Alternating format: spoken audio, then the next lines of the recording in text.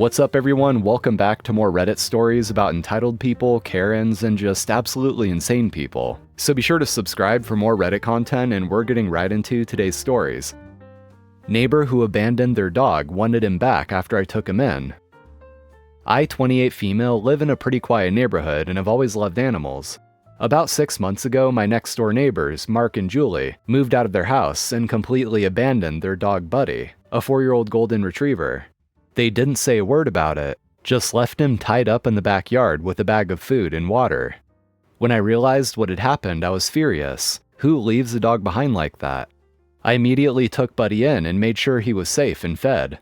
Over the next few days, I tried contacting Mark and Julie to find out what was going on. They ignored all my calls and texts, so I figured they didn't care and had intentionally left Buddy behind. I ended up deciding to keep him. Buddy is the sweetest dog I've ever met, and he quickly became a huge part of my life. I took him to the vet, got him vaccinated, and made sure he was healthy. It's been 6 months, and he's like family to me now. He's happy, healthy, and honestly living his best life. Then last week, Mark randomly showed up at my door, saying they wanted Buddy back. Apparently, they had some personal issues and had to leave town quickly, but now that things had settled, they were ready to bring him home. I told Mark there was no way I was giving Buddy back after they abandoned him for 6 months without any contact. Mark got really defensive, saying that Buddy was their dog and I had stolen him. He accused me of taking advantage of their situation and guilt-tripped me by saying that he and Julie had just been going through a tough time and needed a fresh start. He claimed that Buddy was better off with them since he's their dog and they had raised him for years. I told him straight up that Buddy was staying with me. If they cared so much about him, they wouldn't have left him behind like he was nothing. I reminded him that I had spent time and money taking care of Buddy when they couldn't be bothered to even let me know what was going on. I told him that Buddy has a new home now, and that I wasn't about to uproot him just because they suddenly decided they wanted to play the responsible pet owners again. Now Mark and Julie are furious. They've been going around the neighborhood telling people I stole their dog and that I'm a terrible person for not giving him back. FYI, they're living at a hotel and will leave sometime this week. I feel like I'm doing the right thing by keeping Buddy. Let your best employee go? I'll take it all down with me.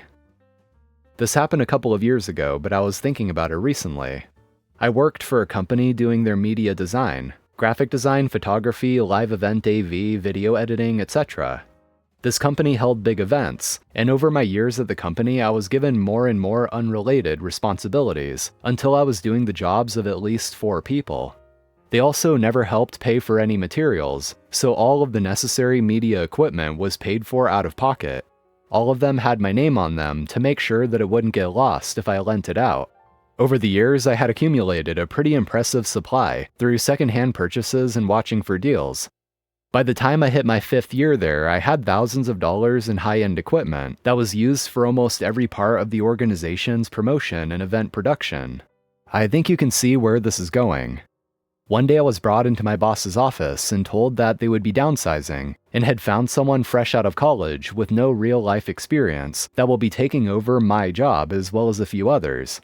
I was completely caught off guard. They then had one of the people from corporate follow me to my office to assist in cleaning out my stuff. He specifically said, "Take everything that is yours, you won't be coming back." So that's what I did. They clearly expected the usual paper box full of some photos and a plant, but instead I had them hauling crate after crate of our media and event supplies to my car. I had a 2004 Ford Explorer at the time, and by the time I left, it was filled to the brim. With every box that we took out to my car, my boss began to get more and more panicked.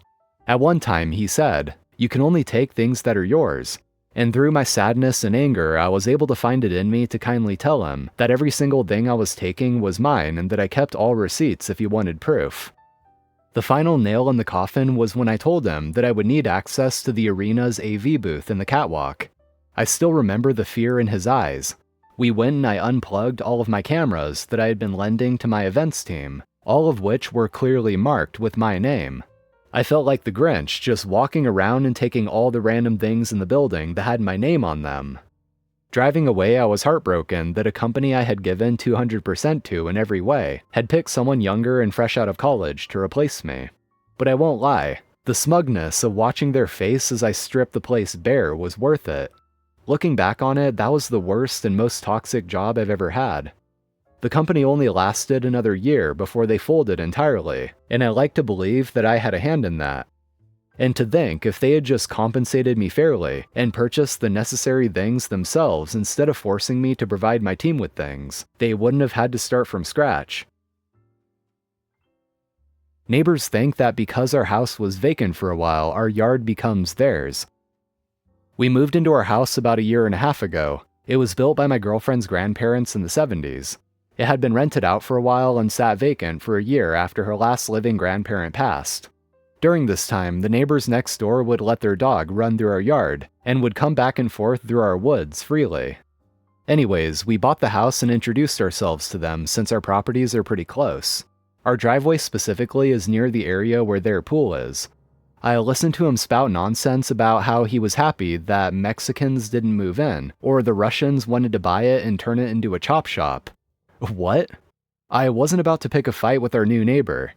His wife is a weirdo. She has no job and just waddles around her yard all day, screaming obscenities at her poorly trained German Shepherd named Remy, whom she can't control. He has tried to attack me and our mailman, because they've taught him our yard is his playpen. She sometimes pretends she's doing yard work so she can spy on us. Honestly, it's annoying, but this is typical neighbor stuff we've dealt with before. Anyways, after being here for about a year, we started renovating. We had a bunch of concrete work done, including a patio built in our yard, and another parking spot on the side of the garage to park our truck. It's a concrete slab we put in the area between our garage and their bush line. We had put property boundaries, orange plow poles, before we moved in. We put our pad on our side of his marked line. We notified them via text. She only texts my girlfriend and not me. And she was like, "Great, sounds good." As soon as the job was finished, she put the dog on a leash and walked around the bush line, pretending she was walking the dog around the yard. This is not something she typically does on a leash. I heard her say something like, "They put it in her back bushes." This was apparently no bueno. The next night, her husband shows up at our back door at dinner time and claims that our parking spot is on their side. Thus began a nightly ritual for the next 2 weeks, where he would walk up and down his perceived property line with his Boy Scout compass, hem and haw and take notes on a little pad. Great. Some nights he would come over and say things like, "You know, my girlfriend's, Grandpa built your garage right on our property line. My wife looked it up on the town website." I looked it up the next day. They have an open source version of ArcGIS that has a disclaimer on it when you load it up, which says, "Don't use this to find your property line because it's not precise enough." Anyways, it said the nearest corner of our garage is 15 to 20 feet away from the property line. I told him this, and he said, "Oh, but you shouldn't use the town website." Then came the comments about real estate lawyers, etc. I then informed him that we had a surveyor coming, to which his reply was, "Oh, don't do that. We had already intended to do this before the f***ery commenced." The surveyor marked the lines. We found out they were trying to take tens of feet of our land, and that our line actually went deep into, quote, their back bushes. The edge of the parking space was more than 15 feet away from their line, which would mean the garage was 30 feet away. The hemming and hawing continued for another week.